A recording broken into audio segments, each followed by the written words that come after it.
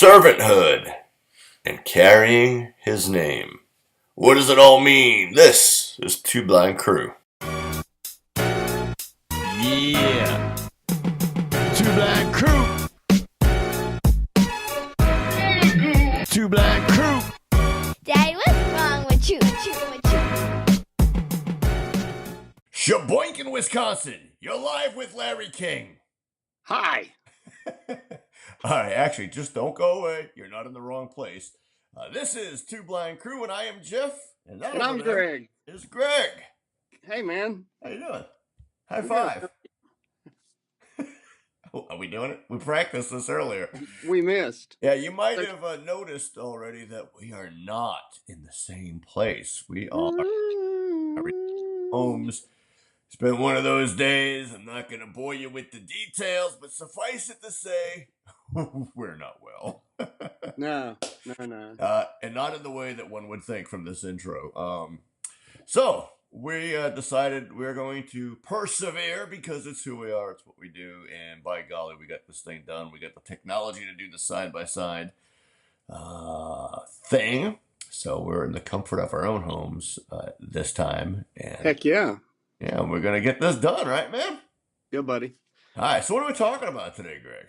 Well, I think several things. I think we're going to keep talking about a few. I think on the 11th of December, we talked about Pauline perspectives on perseverance. And that was like a thing on Romans. And I think we're going to kind of expound a little bit more on that. I think the last time we talked about how that we had to persevere through the things in life in order to really to get by, and that God's grace was a gift to us, but it was hard. Life's hard, so we have to persevere. So today we're going to continue with that, but we're going to skip ahead to Romans chapter 12 and talk a little bit about spiritual gifts and how God calls us to continue to serve others, and some things along that line. That sounds good, but you didn't warn me that there would be skipping involved today. I don't have the proper shoes on for that. Well, I just thought it'd make a great video. That'll be to follow after this. Make sure you watch. Jeff's going to skip. Yeah, I don't know about that. You're not well. So it helps, though. So Romans 12, take us on a journey, man. Take us on a journey. You were all excited about this, I don't know, about 10 hours ago when we were supposed to start recording this. So yeah, hopefully our technical delays has not thwarted your ideas. No, but I think it's good. We get to probably do more of this stuff. So Romans 12 kind of talks about the body of Christ, and the spiritual gifts that we each have are completely different. All of us have stuff that we're gifted with, even in a band musically. There's people that are bass players, guitar player, trumpet, saxophone, drummers, and when those are put together, man, it makes a great noise, hopefully. And Romans 12 also talks about how that with salvation in the Christian faith, we don't do things in order to earn any more grace or forgiveness. It's done, but we do things because we love God, and that also allows us the opportunity to serve each other and realize the gifts that are in that. I've got some really good friends that are just committed to doing ministry with the least and the last and the lost, so to speak. He visits nursing homes religiously every week and hospice patients. And I think he really gets blessed more than a lot of the patients. That's probably the case. Unfortunately, I've had my share of hospice experience with my mom and some other people I've known, and yeah, it definitely takes a special kind of person. And you think you go in to a situation like that you're there to minister to them, and on one level you are, but it just seems like yeah, you're absolutely right. You end up. It's almost like a weird thing, like you almost at times seem like you got more of a blessing than the person that you're there to help out with. And Yeah. as part of being part of the body, like you eloquently pointed out, um, we're all supposed to serve. We think of sometimes, as laity in a congregation, and for those of you in Loma Linda, California, that's non-leadership. Sorry, I had a Rush Limbaugh moment there, but Go, actually, it wasn't Loma Linda; it was Rio Linda that he makes fun of. But that's I blew that one. But um, I always like Linda. Anyway, our Rio and Leo, boy, we're I gone don't know down a who weird road Rios. here. But anyway, they might be sisters. But Leo and Linda? but anyway, the point is, everybody, just rank and file in a congregation sometimes can get lulled into the idea of thinking that, well, all this servanthood stuff is for the pastor and the elders, or the rabbi and the elders, depending on the structure and what kind of congregation you're part of, and that we just get to come and warm the pew, so to speak, and get fed and go home. But really, why are we there? We're not part of some social club. This isn't a college, so to speak, where we're attending class in hopes that 4 years from now, 8 years from now, 10 years from now, we're going to get out on the streets and do some work for the Lord. We should be going to get fed every week at the least, and for the purpose not of self edification, but for empowering us to get out into the streets, to be a light in a dark place, to be light in the world, and to share the gospel, and to serve others. We should be serving, serving of all. Think about it. Yeshua, Jesus came not to be served, but to serve. So if the Yeah. very God of the universe that came to save us came to serve, Yeah, what a great example. It's ladies and and gentlemen, join me in getting off of our high horses and getting back to reality. So, yeah, but it's that whole service thing is, and a lot of churches don't really, and I have problems with this in a lot of cases. They don't realize or don't want to pay attention to the places where Yeshua actually served. He hung out with the drunkards, he hung out with the prostitutes.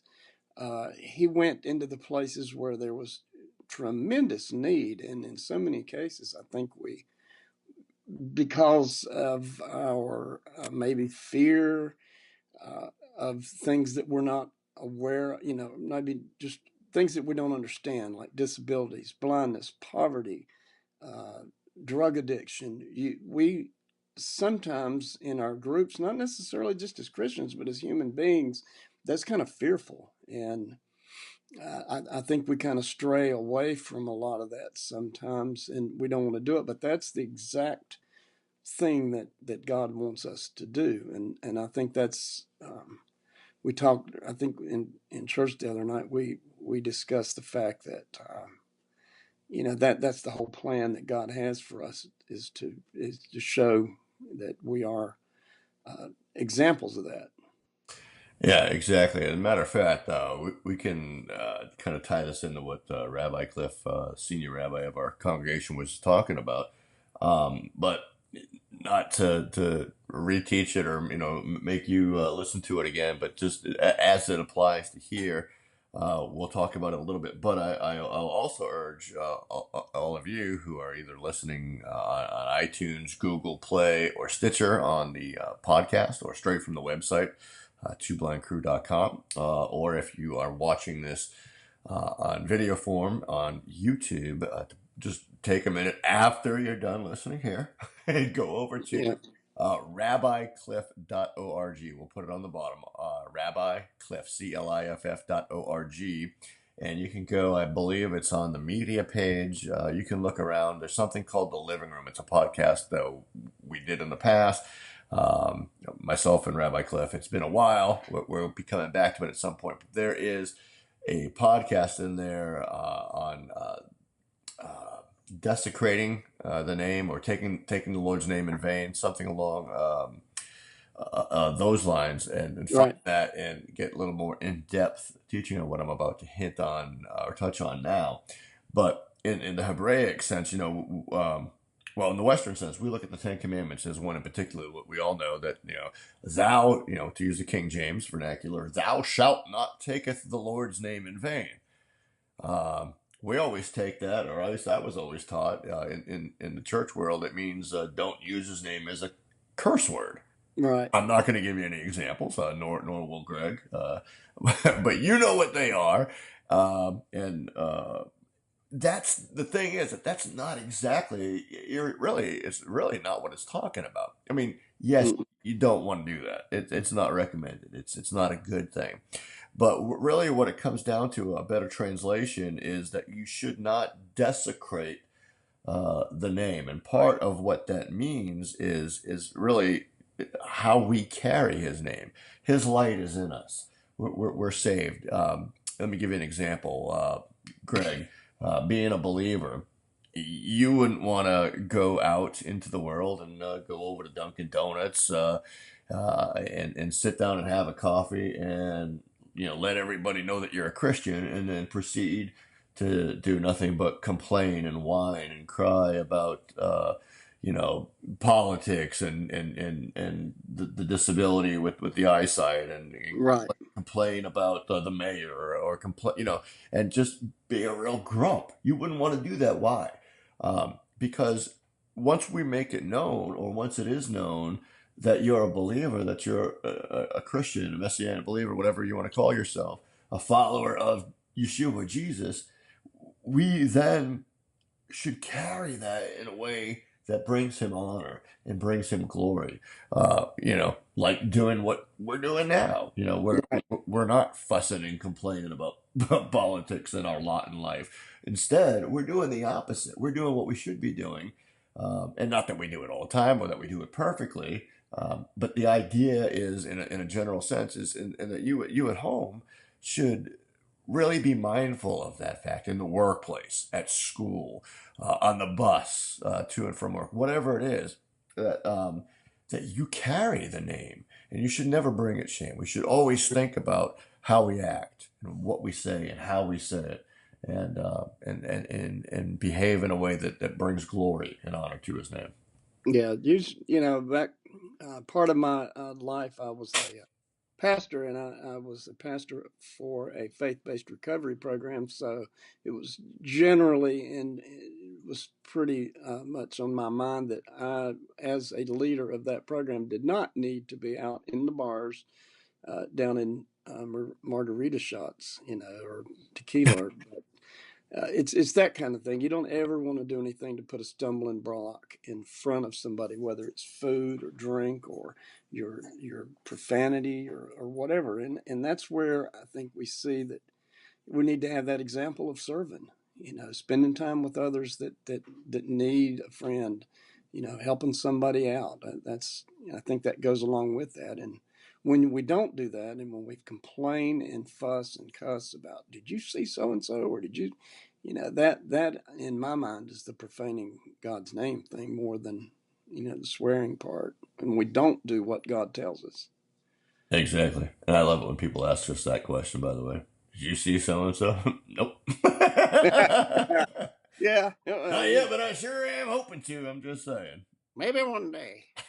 No, but I Lord sure willing, did and the feel creek his don't presence. rise.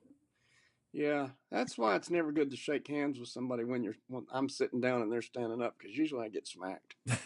It's just never good. You punch him in the navel. Oh, sorry, I didn't mean to stab you in the belly button there. That's Yeah. Well, there you go. We digress, but hey, that's part of it. Got to have fun doing this thing, and and as I read those last few chapters of Romans today, again for about whatever. Every time I read them, it's a little different, but not even if you're a practicing Christian or a Messianic Jew or whatever. If you're just uh, Greg McLaughlin or Jeff or Josh or anybody, I mean, just picking that up and reading Romans chapter 12 is just a great reminder of how we should live life as human beings, and uh, to help each other. I mean, I listened to that text from that perspective today, and it's just a great thing to go back and read and ponder on how we should respond to folks. So I strongly encourage folks to do that. It's just Roman. the right way to live. And I don't know why I had this weird vision in my head, a flashback. This is why you shouldn't watch stupid movies. But what was that Tom Hanks movie and Dan Aykroyd, the take on Dragnet? What was that called? Police Squad or something? No, that Oh, was. it was, what was that movie?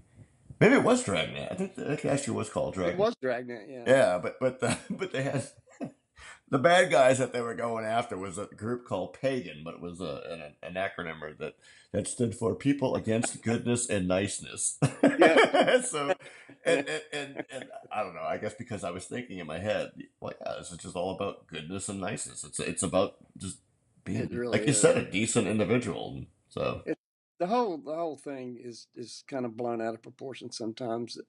It being a Christian in my head is just A, loving God, and B, showing it. That's pretty much it. And exhibiting that and trying to do your best. And we're gonna screw up. We're gonna fall backwards, but hey, did Rudolph show back up, or was that Bob jingling away over oh, that's Bob. I had the door shut, but he was in the den sleeping, and the door popped open, and here he is. I, So th- I thought maybe Rudolph was a Bob, little confused. he's got good ears. I didn't even hear that. For real? Well, he came over and licked me, so I guess I'd check that off my list of things to listen for. Listen, we wanted to try to keep it short today, and I think we hit on most of it. I don't want to close and leave you hanging. Was there anything else we need to give to the good people? Ah, gosh, everything. I guess give them God, give them the ability to reach out and touch somebody else. And I What are don't you, mean, Ma Bell now?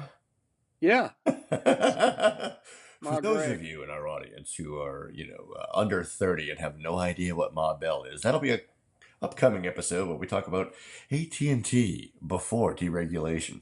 You just aged yourself.